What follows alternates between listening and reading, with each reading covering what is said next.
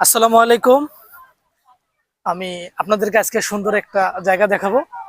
এই জায়গাটা হচ্ছে ফরিদপুর জেলার মধুখালী উপজেলার চিনিকল মাঠ।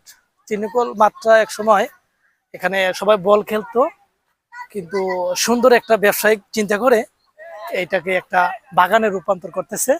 চিনিকল মিলের যেই ম্যানেজার সাহেবকে অসংখ্য ধন্যবাদ এত সুন্দর একটা প্রকল্পের উদ্যোগ নেওয়ার জন্য।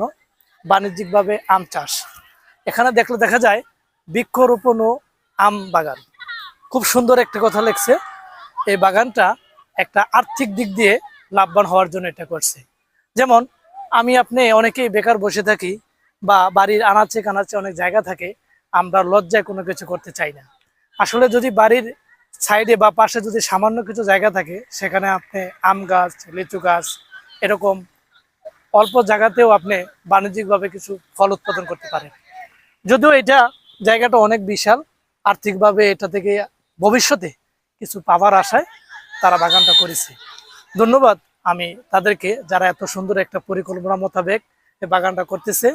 তবে বাংলাদেশের প্রেক্ষাপটে একটা জিনিস মনে রাখবেন, সেটা হচ্ছে এই দেশে চাকরির তেমন কোনো মূল্য নেই।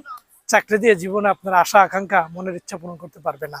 আপনি যদি মনের ইচ্ছা আকাঙ্ক্ষা এবং আর্থিক লাভবান হতে চান, অবশ্যই আপনাকে ব্যবসায়ী হতে হবে।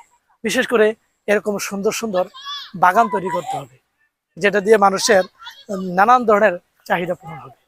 ধন্যবাদ আমার সাথে থাকার জন্য।